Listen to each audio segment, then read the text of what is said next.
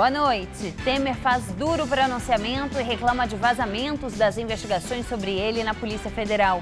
O inquérito apura suspeita de lavagem de dinheiro em imóveis da mulher e de uma filha do presidente. Delator afirma que pagava propina de R$150 mil por mês para Luiz Fernando Pezão. O ex-braço direito do governador do Rio disse ainda que Pezão tem R$5 milhões guardados. Ex-presidente da CBF, Marco Polo Del Nero, é banido do futebol pela FIFA. Ele é acusado de corrupção em contratos de mídia e marketing esportivo. Desemprego tem a terceira alta seguida e atinge quase 14 milhões de brasileiros. Você acompanha essas outras notícias após o intervalo. Até já! Relatório apresentado hoje na Colômbia aponta que a tripulação do voo da Lamia, que matou delegação de time da Chapecoense em novembro de 2016, sabia 2 horas antes do acidente que o avião estava sem combustível. Segundo o Serviço Aeronáutico Colombiano, que divulgou hoje o relatório oficial do acidente, o exame das caixas pretas do avião aponta que 2 horas antes da colisão, o comandante da aeronave, o boliviano Miguel Quiroga, um dos donos da empresa aérea, comentou com o copiloto que a situação estava ruim e que o avião estava sem combustível. Os dois cogitaram uma parada na fronteira entre Brasil e Bolívia, mas resolveram seguir viagem. 40 minutos antes da colisão do avião com o morro, luzes de emergência se acenderam nos painéis, avisando do fim do combustível. Mas a torre de controle da Colômbia só foi avisada da situação grave 30 minutos depois. 10 minutos antes do acidente que vitimou 71 pessoas, entre atletas, dirigentes e jornalistas. De acordo com as conclusões do relatório, o piloto do avião foi negligente ao ter saído da Bolívia com mais de 2.000 quilos de combustível a menos do que o mínimo exigido pelas autoridades aeronáuticas internacionais para aquele tipo de voo. A investigação diz que o acidente ocorreu por esgotamento de combustível, como consequência da falta de gestão de risco apropriada pela Lamia. Sem querosene, os motores do avião pararam de funcionar e a aeronave planou até colidir e causar o acidente, que comoveu o mundo esportivo. O ex-presidente da CBF, Marco Polo Del Nero, foi banido hoje do futebol pela FIFA, acusado de corrupção. De acordo com um comunicado oficial no site da FIFA, Del Nero foi considerado culpado por violar 5 artigos do Código de Ética da entidade e está banido de forma definitiva das atividades relacionadas ao futebol pelo resto da vida. Entre as práticas ilícitas realizadas pelo ex-presidente da CBF figuram o recebimento de suborno e corrupção em contratos de transmissão e patrocínio de competições. Del Nero já tinha sofrido 2 suspensões por parte da entidade, uma de 45 dias e outra de 90. Agora vai ter que desembolsar uma multa de 1 milhão de francos suíços, aproximadamente 3,5 milhões de reais, pelas irregularidades. Através do Twitter, o escritório de direito que faz a defesa de Marco Polo Del Nero se disse surpreso e indignado com a sentença publicada hoje pela FIFA. Segundo os advogados do ex-cartola, não houve produção de provas que comprovem o suposto esquema de corrupção envolvendo Del Nero. A defesa do ex-presidente da CBF também disse que houve incontáveis violações processuais cometidas pelo Comitê de Ética da FIFA durante a apuração dos crimes de Del Nero. Os advogados dizem que vão recorrer da decisão no Tribunal Arbitral do Esporte. Com o banimento de Del Nero do futebol, a CBF tem agora os 3 últimos presidentes acusados de corrupção. José Maria Marim, que antecedeu Del Nero no cargo, está preso em Nova York após ter sido considerado culpado por ao menos 6 crimes pelo júri do Brooklyn no processo do chamado caso FIFA. Ele aguarda a sentença que será publicada em agosto, preso numa penitenciária federal dos Estados Unidos.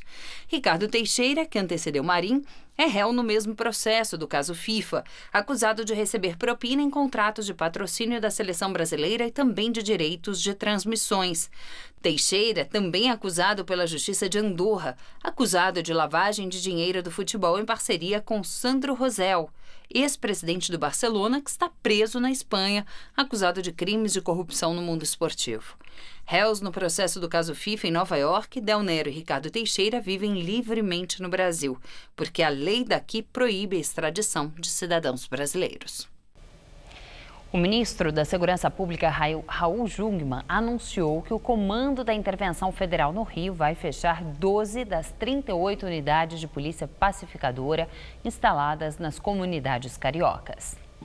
Segundo o ministro da Segurança Pública, o fechamento das UPPs vai acontecer ao longo dos próximos meses. 7 das 12 unidades escolhidas para o encerramento das atividades vão ser incorporadas a outras ou vão virar batalhões especiais de atuação da Polícia Militar. Jungmann admitiu que a saída da polícia das áreas escolhidas se deu porque a própria UPP perdeu o controle das regiões onde atuam para o tráfico de drogas. Houve uma expansão, maior do que as pernas do Estado poderiam, por exemplo, manter os recursos que se tinha. E, em segundo lugar, as UPPs eram a ponta de um projeto onde você teria a polícia pacificadora, mas o Estado deveria entrar com saúde, com educação, etc., o que também não entrou. O projeto das unidades de polícia pacificadora foi criado em 2008 como um dos principais instrumentos de segurança pública do Estado na gestão de Sérgio Cabral, do MDB.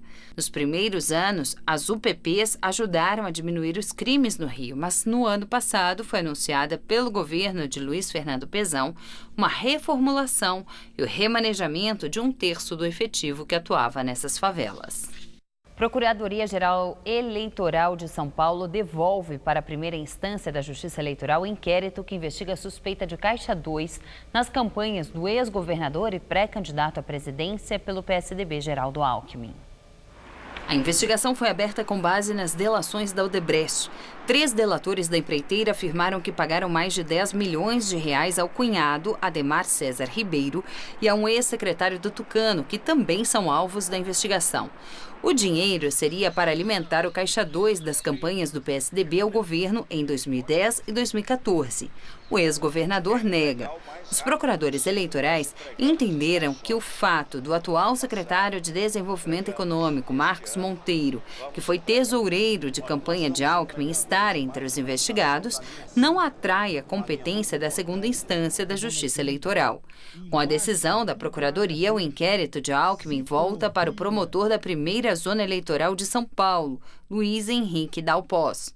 A investigação foi aberta no Superior Tribunal de Justiça por causa do foro privilegiado a que o ex-governador tinha direito antes de renunciar ao cargo para concorrer à presidência. O envio ocorreu a pedido do subprocurador-geral da República, Luciano Maris Maia, que entendeu ver indícios de crime eleitoral cometido pelos investigados. Além de Alckmin, estão no inquérito Ademar César Ribeiro, cunhado do ex-governador, e Marcos Monteiro, secretário de Desenvolvimento Econômico do governo de São Paulo. O presidente Michel Temer fez um duro pronunciamento no Palácio do Planalto. Em tom acima do habitual, ele criticou os investigadores da Polícia Federal e se disse alvo de uma perseguição criminosa disfarçada de investigação. O pronunciamento desta manhã foi convocado de última hora, com o intuito, segundo Temer, de protestar contra o que chamou de mentiras que atingem a honra e a família dele. Porque as pessoas de má fé estão manipulando informações, fazendo ilações, sem nenhuma prova documental, e usando a imprensa para seus propósitos de atingir a minha honra. O presidente se refere ao que seria a principal suspeita da Polícia Federal.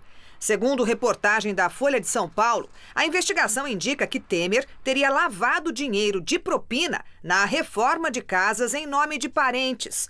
O inquérito, que já dura 6 meses, aponta que os fornecedores da obra na casa de Maristela Temer, filha do presidente, receberam em dinheiro vivo, das mãos da mulher de um velho amigo dele, o coronel aposentado da PM, João Batista Lima Filho. O coronel Lima é apontado como intermediador de propina para Temer de 2 milhões de reais em 2014. Pelo menos 1 milhão da JBS Friboi de Joesley Batista, que confirmou o repasse em delação. Temer classificou a suspeita dos investigadores de disparate e se disse perseguido. Porque o ataque não é de natureza institucional. Fosse, e eu compreenderia. O ataque é de natureza moral. O presidente afirmou ainda que vai pedir ao ministro Raul Jungmann, da Segurança Pública, a quem a Polícia Federal é subordinada, que apure o vazamento de informações para a imprensa.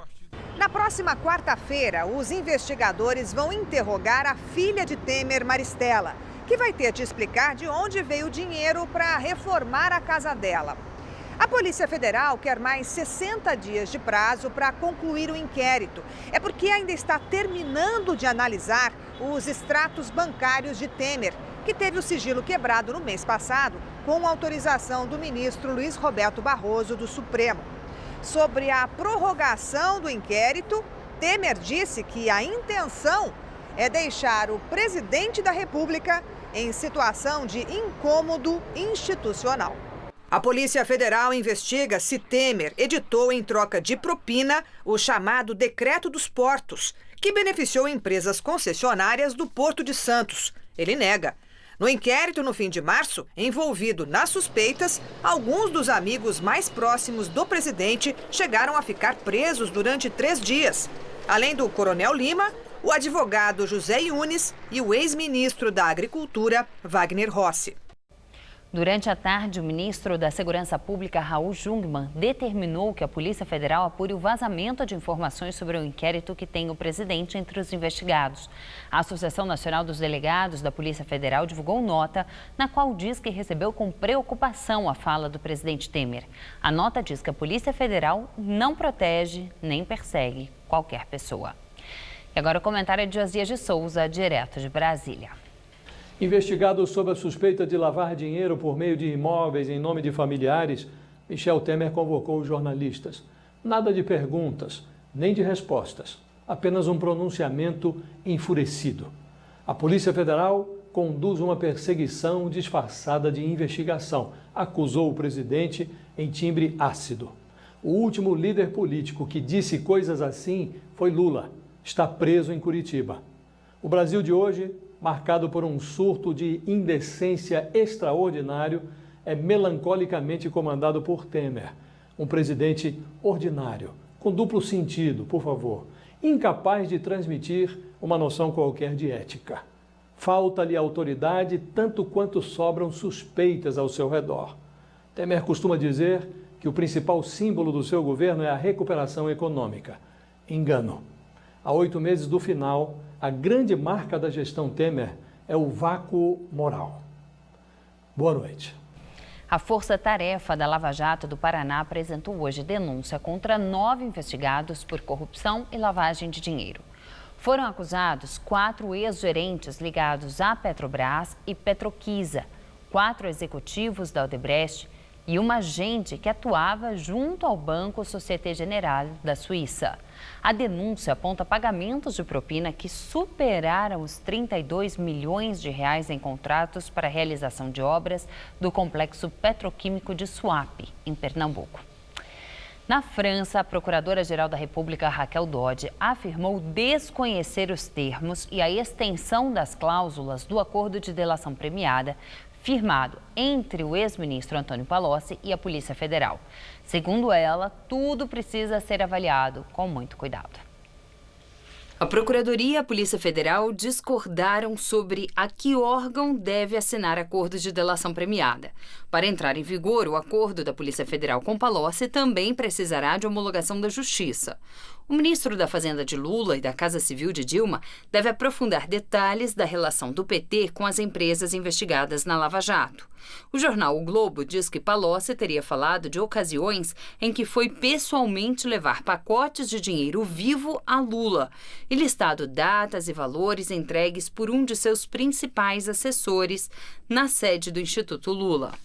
De acordo com Palocci, os pagamentos ao ex-presidente chegavam a R$50 mil nos últimos meses de 2010, quando ele se preparava para deixar o Planalto. A reportagem afirma que o ex-ministro disse que ele e Lula combinavam o local de encontro para o pagamento. Como o ex-ministro não dirigia o próprio carro, costumava levar um auxiliar ao volante que poderá ser chamado para testemunhar sobre o caso.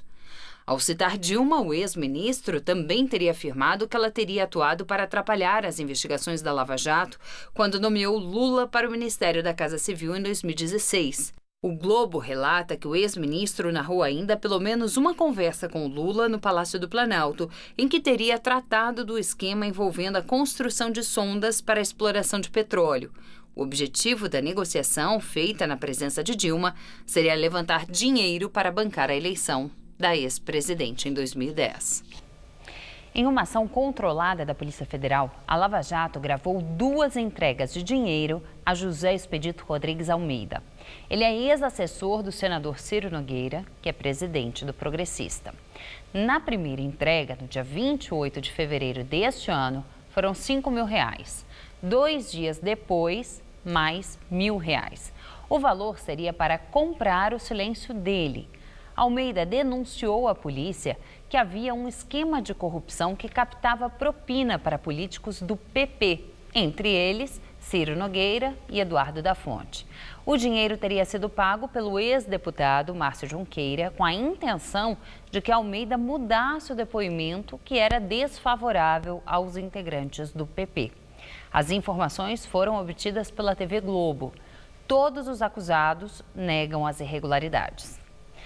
O ex-operador de propinas de Sérgio Cabral, o assessor Carlos Miranda, declarou em delação premiada que o governador do Rio, Luiz Fernando Pezão, recebia mesada de R$150 mil de esquemas de propina no estado. No documento que o jornal O Globo teve acesso, o ex-assessor de Sérgio Cabral declarou que Pezão recebeu a mesada de R$150 mil por mês entre os anos de 2007 e 2014. Segundo o depoimento, os repasses começaram quando Pezão ainda era vice-governador e exigia o pagamento de 13º anual, além de bônus que chegavam a R$1 milhão por ano dos esquemas de propina no estado. Carlos Miranda disse ao Ministério Público Federal que quando Pezão passou a ser governador, ele mesmo autorizava o pagamento de propina de R$400 mil por mês a Sérgio Cabral, que tinha deixado o cargo. O atual governador do Rio ainda teve a reforma da casa dele em Piraí, no interior do estado, paga com dinheiro de propina, de acordo com o delator. Por meio de nota, Pezão negou qualquer irregularidade e afirmou que repudia com veemência as mentiras ditas pelo ex-operador de Sérgio Cabral. Pezão declarou ainda que jamais recebeu recursos ilícitos de qualquer esquema e já teve sua vida amplamente investigada pela Polícia Federal. Pré-candidato ao Senado pelo PT, o vereador Eduardo Suplicy deu entrada agora há pouco no Hospital Sírio-Libanês em São Paulo para a realização de exames clínicos. Segundo a assessoria dele, ele ainda se recupera de uma pré-pneumonia registrada pouco antes da prisão do ex-presidente Lula e foi ao hospital nesta noite com forte tosse e dores pelo corpo. Desemprego no país aumenta e atinge 13,7 milhões de pessoas, segundo pesquisa nacional por amostra de domicílios. De acordo com a PNAD, divulgada hoje pelo IBGE, o índice de desemprego no país atingiu a marca de 13,1% no período de janeiro a março deste ano. Esse é o maior nível registrado desde maio do ano passado, sendo a terceira alta trimestral seguida. São 13.700.000 pessoas desempregadas no país. E no primeiro trimestre do ano, a taxa de emprego com carteira assinada caiu 1,2% em relação aos 3 últimos meses de 2017. Em 4 anos, o Brasil perdeu 4 milhões de trabalhadores formais. E agora vamos ao comentário de economia com Vinícius Torres Freire. Pode parecer que não, mas comentarista de economia gosta de dar, sim, boas notícias. País crescendo, sem crise, mais salário e emprego é bom para todo mundo, para o comentarista inclusive. Mas a realidade não está tão animada. Pelo menos neste início de ano, a recuperação da economia ficou ainda mais lenta. Ainda tem recuperação, volta de algum crescimento, mas a coisa vai devagar. Não dá para dizer quase parando, embora a gente fique com medo disso. Hoje o IBGE soltou os dados de emprego e salário de março. O salário médio parou de subir, está igual ao de março de 2017. O desemprego cai, mas muito pouco em relação ao ano passado. A maior parte do trabalho que aparece é precária, por conta própria ou sem carteira, que paga menos e é mais insegura. Não foi só no emprego que a gente viu dados decepcionantes. Os juros nos bancos pararam de cair, na média, desde o final do ano passado. O primeiro bimestre foi fraco na indústria e no comércio. Nos serviços, continua no vermelho. Ainda não temos os dados de março. A confiança de consumidores e empresários, que vinha subindo aos poucos, mas vinha desde o ano passado, deu uma parada em abril. Está difícil de saber o que houve de novo, ainda, mas está difícil de subir essa ladeira, de sair do buracão em que a crise nos jogou. Falta investimento das empresas, com medo do futuro, e do governo, que está quebrado. Pode ser que a mistura de confusão com incerteza política no país derrube os ânimos de quem compra e de quem produz. Ainda não dá para dizer que o crescimento previsto para este ano, de qualquer modo, será frustrado. Mas um gato subiu no telhado. Boa noite. O presidente Michel Temer disse que o reajuste do programa Bolsa Família deve ficar próximo da taxa da inflação de 2017, em torno de 2,95%. O último aumento foi anunciado pela ex-presidente Dilma Rousseff em 2016, num dos últimos atos da petista como presidente. Atualmente, cerca de 45 milhões de pessoas são beneficiadas pelo Bolsa Família. Temer ainda assinou nesta sexta-feira o decreto que prorroga o programa Luz para Todos até 2022. O programa lançado no governo Lula beneficiou desde sua criação em 2003 mais de 16 milhões de pessoas. Depois do primeiro encontro oficial em solo sul-coreano em 65 anos, os líderes das Coreias do Norte e do Sul apresentaram um compromisso de paz entre os dois países. O aperto de mão entre Kim Jong-un e Moon Jae-in deu início a negociações históricas. Depois dos líderes posarem para fotos dos dois lados da fronteira, eles caminharam lado a lado até a Casa da Paz, onde as conversas se desenrolaram. No livro de visitas da zona desmilitarizada, o líder norte-coreano escreveu: "Uma nova história começa agora, no ponto inicial da história e na era da paz entre as Coreias." Do lado sul da fronteira coreana, ambos plantaram um pinheiro, árvore que representa a paz na cultura dos coreanos, e usaram terra e água dos dois países. Muitos pontos foram acordados em uma reunião a portas fechadas. Kim Jong-un e Moon Jae-in anunciaram o fim das hostilidades, o esforço na solução dos problemas humanitários e a cooperação ampla entre os dois países, e ainda um compromisso para a assinatura de um acordo da paz que coloque fim na Guerra da Coreia, considerado o mais simbólico. Reuniões entre famílias separadas pelo confronto já estão previstas para agosto deste ano. A Península Coreana já estava dividida desde a derrota japonesa na Segunda Guerra Mundial, quando os Estados Unidos capitalista e a União Soviética comunista se responsabilizaram, cada um, por parte do território. Porém, depois de soldados da Coreia do Norte invadirem parte do território do Sul em 1950, é que o conflito entre os dois países começou. O confronto, que durou 3 anos e matou pelo menos 4 milhões de pessoas, em sua maioria civis, só foi suspenso depois da intervenção da ONU com um armistício. A questão de desmilitarização da Península da Coreia, que ainda não foi totalmente esclarecida, será retomada depois das reuniões entre o presidente americano Donald Trump e Kim Jong-un. Os Estados Unidos afirmaram que o governo Trump deseja paz e prosperidade aos coreanos, com esperança de que os diálogos irão atingir progressos em direção a um futuro de paz e prosperidade. Em sua conta no Twitter, o presidente Trump afirmou que coisas boas estavam acontecendo e que a Guerra das Coreias estava prestes a acabar, mas que só o tempo irá dizer se os avanços das últimas 24 horas irão se concretizar. A China, a Rússia e o Japão consideraram o encontro uma notícia muito positiva, e o premier japonês Shinzo Abe afirmou que espera que os próximos passos de Pyongyang pela paz sejam concretos. Os governos da Síria e da Rússia apresentaram testemunhas e documentos que, segundo eles, provariam que o ataque químico contra Duma foi uma encenação. Segundo os aliados, o material foi apresentado em reunião da Organização para a Proibição de Armas Químicas realizada na Holanda. Nele, supostos moradores da região da periferia da capital Damasco afirmaram ter participado de uma encenação convocada pelos rebeldes com o objetivo de simular o ataque. O suposto uso de armas químicas contra a população síria pelo regime de Bashar al-Assad foi a justificativa apresentada pela aliança entre os Estados Unidos, França e Reino Unido para bombardear alvos em Damasco no dia 13 deste mês. Os 3 países que afirmaram que a Síria e a Rússia alteraram e destruíram provas do ataque antes da chegada da OPAC boicotaram a reunião e classificaram as ações de hoje como nada mais do que um exercício grosseiro de propaganda. O nome do terceiro filho de Kate William é finalmente divulgado pela família real. O bebê, que nasceu há 4 dias, será chamado de Louis Arthur Charles.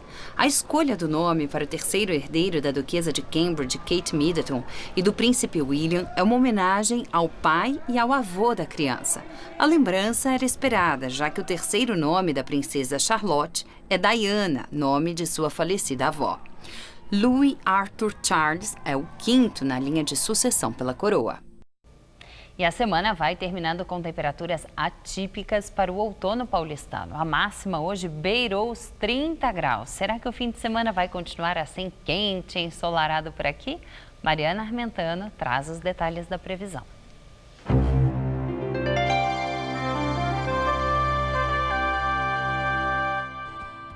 O sol continua marcando presença em todas as regiões paulistas, inclusive no litoral e aqui na capital. E olha só o calorão! Nessa madrugada teremos mínima de 18 e máxima tarde de 30 graus por aqui. No domingo faz até 29 graus à tarde e a semana começa sem mudanças, com máxima prevista também de 29 graus com muito sol e céu azul. Nós ficamos por aqui. A edição de hoje pode ser vista no site do Jornal da Gazeta. Uma boa noite, bom feriado para você até quarta-feira.